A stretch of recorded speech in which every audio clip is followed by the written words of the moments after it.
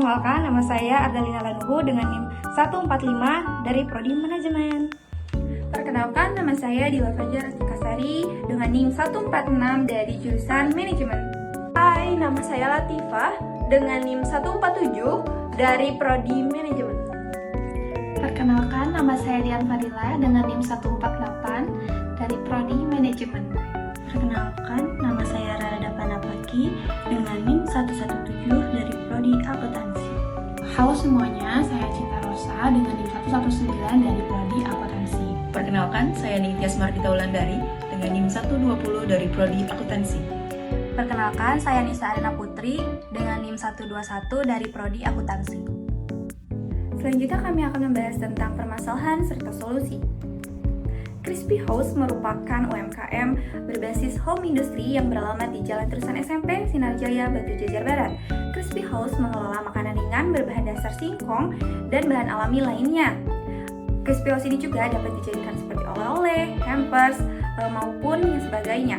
Crispy House telah berkembang pesat menjadi salah satu produsen makanan ringan yang dikenal dengan beberapa jenis, yaitu ada varian rasa konghui, singkong aja, dan juga siam. Nah, usaha Crispy House ini didirikan oleh Bapak Aceng sejak tahun 2009. Selanjutnya ada hasil analisis SWOT. Yang pertama, strength atau kekuatan, memiliki produk yang menarik dan unik, memiliki beberapa varian rasa, kualitas terjamin, homemade, sudah terverifikasi halal, OFOP, dan BPOM. Adanya logo, keterangan komposisi, gizi, dan logo halal di setiap kemasan, bahan baku yang melimpah.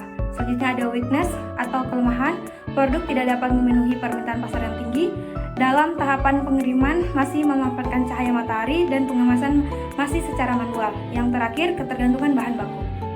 Selanjutnya ada opportunity. Yang pertama, adanya kegiatan program pemerintah yang mendukung seperti pelatihan, seminar, dan bazar. Yang kedua, adanya bantuan dana dari pemerintah. Yang ketiga, produk yang dihasilkan memiliki keunikan dan jarang ditemui. Selanjutnya, ada traits. Yang pertama, perubahan selera konsumen. Yang kedua, perubahan cuaca yang ekstrim. Dan yang ketiga, persaingan dari jenis produk makanan.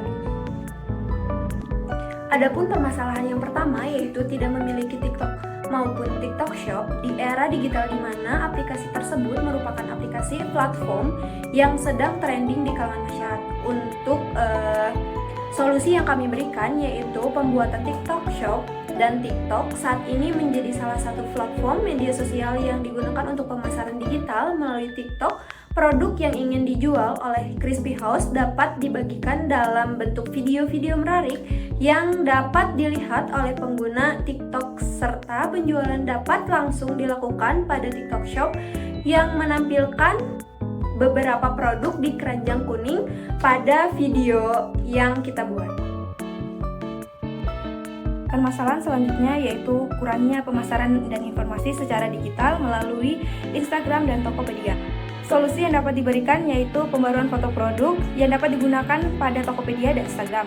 Pada Instagram, dilakukan penataan kembali feed Instagram agar lebih rapi dan menarik bagi konsumen, serta melengkapi profil dengan informasi yang relevan, serta ditawarkan link TikTok, Tokopedia, WhatsApp, serta alamat. Dan juga dibuatkan poster untuk menyampaikan informasi yang penting dan edukatif sebagai branding untuk produk tersebut. Permasalahan selanjutnya, pemilik Crispy House tidak memiliki WhatsApp bisnis dan ingin memperbarui banner yang sudah ada. Solusi yang kami berikan pertama, WhatsApp bisnis. Sebelumnya pemilik usaha hanya menggunakan WhatsApp biasa yang kemudian kami rekomendasikan WhatsApp bisnis. Menurut kami, pemilik usaha harus menggunakan WhatsApp bisnis karena platform ini dirancang khusus untuk memenuhi kebutuhan komunikasi di dunia usaha dan menawarkan berbagai fitur. Dengan WhatsApp bisnis, pemilik usaha dapat membuat profil yang menampilkan deskripsi usaha, alamat, dan jam operasional, sehingga pelanggan dapat dengan mudah mendapatkan informasi yang mereka butuhkan. Dan ini ada foto before after-nya. Selanjutnya, pembarui banner. Sebenarnya pemilik usaha memiliki banner, namun pemilik usaha menyadari bahwa banner yang digunakan saat ini kurang menarik perhatian. Untuk itu, kami memperbarui desainnya agar lebih berwarna dan sesuai dengan tren terkini. Pembaruan ini Bertujuan tidak hanya untuk meningkatkan daya tarik visual, tetapi juga lebih efektif dalam penyampaian pesan kepada pelanggan. Dengan desain baru yang lebih modern dan inovatif, kami berharap dapat menjangkau lebih banyak orang dan menciptakan kesan yang lebih positif. Berikut adalah foto before after terkait desain banner. Selanjutnya ada pun permasalahan, yaitu kurangnya pemasaran secara langsung di sekitar masyarakat. Solusi dari kelompok kami yaitu kami mengikuti Bazar 17 Agustus yang bertempat di Kota Mas. Produk yang kami jual yaitu berbagai macam, dari yang kecil maupun yang besar. Tujuan kami mengikuti bazar ini yaitu untuk meningkatkan pendapatan dan juga menjual secara langsung kepada konsumen. Adapun berikut bukti foto bazar yang kami lakukan. Permasalahan selanjutnya yang dihadapi oleh UMKM Crispy House adalah pencatatan transaksi yang dilakukan secara manual. Proses pencatatan yang manual ini tidak hanya memakan waktu yang cukup lama, tapi juga berpotensi menimbulkan kesalahan di dalam perhitungannya. Maka dari itu, solusi yang dapat kelompok kami sampaikan yaitu kami mengusulkan pencatatan berbasis teknologi digital dengan menerapkan aplikasi Lamikro. Lamikro ini merupakan aplikasi pencatatan keuangan yang dirancang khusus untuk UMKM. Dengan menggunakan Lamikro, proses pencatatan transaksi ini dapat dilakukan dengan akurat. Selain itu juga, Lamikro mampu menghasilkan laporan keuangan seperti laporan laba rugi, neraca secara otomatis. Dan berikut adalah dokumentasi tampilan dari aplikasi Lamikro yang sangat user-friendly sehingga mudah digunakan oleh seluruh orang. Permasalahan selanjutnya yaitu UMKM Crispy House telah memiliki akun Lamikro pada tahun 2017, tetapi dikarenakan keterbatasan pengetahuan pemilik UMKM, maka aplikasi Lamikro tersebut tidak aktif atau tidak digunakan kembali. Nah, ketika akan digunakan kembali, pemilik usaha tidak mengingat kata sandi tersebut. Solusi yang diberikan yaitu dengan memulihkan akun Lamikro melalui email yang digunakan ketika mendaftar. Nah, sehingga aplikasi Lamikro tersebut dapat digunakan kembali. Untuk permasalahan selanjutnya yaitu adalah keterbatasan pemahaman mengenai aplikasi Lamikro. Karena sebelumnya pemilik usaha Crispy House telah direkomendasikan untuk menggunakan aplikasi Lamikro, tetapi tidak dibarengi dengan sosialisasi atau pemahaman mengenai aplikasi Lamikro ini yang menjadikan pemilik usaha Crispy House ini sukar untuk menggunakan aplikasi Lamikro. Lalu, untuk solusi yang dapat kami berikan yaitu dengan memberikan pemahaman atau sosialisasi mengenai penggunaan aplikasi Lamikro kepada pemilik usaha Crispy House. Berikut adalah beberapa dokumentasi yang menunjukkan bahwa kami memberikan pengarahan mengenai aplikasi Lamikro ini. Nah, lalu di sini ada tahapan atau tata cara dalam penggunaan aplikasi Lamikro yang telah kami sosialisasikan kepada pemilik usaha Crispy House. Oke, di sini saya akan menjelaskan tata cara dalam penggunaan aplikasi Lamikro. Ketika pemilik usaha telah memasukkan username dan kata sandi dari aplikasi Lamikro atau akun Lamikro, maka akan menampilkan dashboard atau tampilan utama dari aplikasi Lamikro tersebut. Di bagian kiri di sini terdapat beberapa fitur dari aplikasi Lamikro. Kita masuk ke fitur pertama, yaitu ada nama akun. Di sini terdapat beberapa akun yang sudah disesuaikan dengan standar akuntansi keuangan MKM yang biasanya akun-akun ini tuh sering digunakan oleh UMKM. Lalu untuk fitur entry jurnal di sini pemilik usaha dapat mengentry jurnal sesuai transaksi yang terjadi. Untuk tanggal jurnalnya dapat disesuaikan dengan kapan transaksi tersebut terjadi. Lalu untuk jenis transaksi, di sini ada beberapa jenis seperti pemasukan, pengeluaran, hutang, bayar hutang dan lain-lain.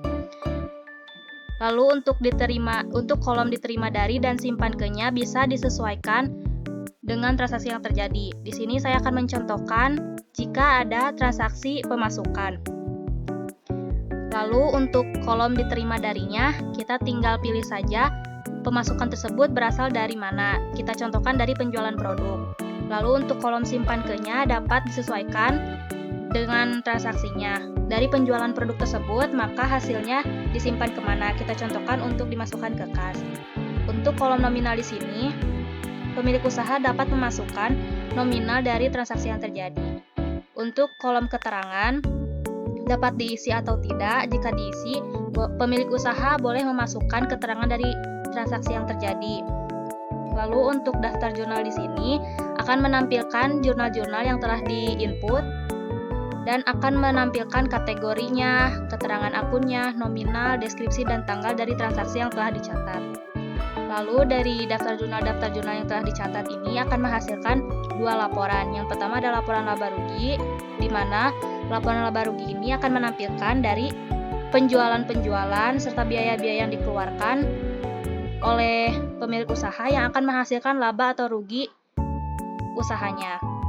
Lalu untuk laporan yang kedua ada laporan posisi keuangan, di mana laporan posisi keuangan ini akan menampilkan aset-aset, kewajiban atau utang, lalu ada modal atau ekuitas dari usaha tersebut. Lalu dari 2 laporan tersebut dapat diunduh dalam format PDF yang dapat digunakan sesuai dengan kebutuhan. Untuk permasalahan selanjutnya, yaitu pencatatan keuangan tidak dilakukan setiap hari. UMKM Crispy House sebelumnya sudah melakukan pencatatan dengan 2 metode. Yang pertama, pencatatan dalam buku yang dilakukan setiap hari, dan yang kedua itu pencatatan di Excel, di mana pencatatannya merupakan akumulasi dari keseluruhan transaksi yang dilakukan setiap hari. Berikut merupakan contoh pencatatan transaksi di Excel.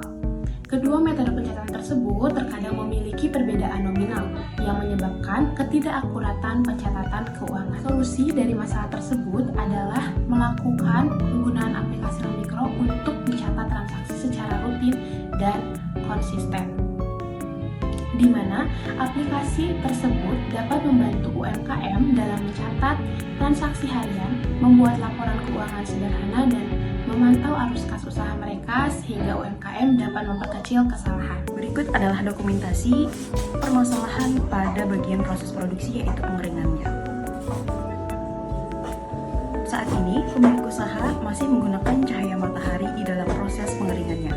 Walaupun pemilik sudah memiliki oven, tetapi oven tersebut hanya 1 unit.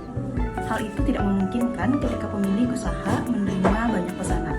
Maka dari itu, saran yang dapat kami berikan untuk kedepannya, yang kami harapkan pelaku usaha dapat melakukan ekspansi pengeringan dengan menggunakan mesin atau oven agar dapat mengoptimalkan proses produksinya. Dengan ekspansi ini, pelaku usaha dapat mengoptimalkan waktu dan tenaga serta meningkatkan kapasitas produksinya. Hal ini tentu sangat penting untuk memenuhi permintaan pasar yang lebih besar dan memastikan konsistensi kualitas produknya. Demikian video problem solving yang dapat kelompok kami sampaikan. Mohon maaf apabila masih terdapat banyak kekurangan. Terima kasih. Wassalamualaikum warahmatullahi wabarakatuh.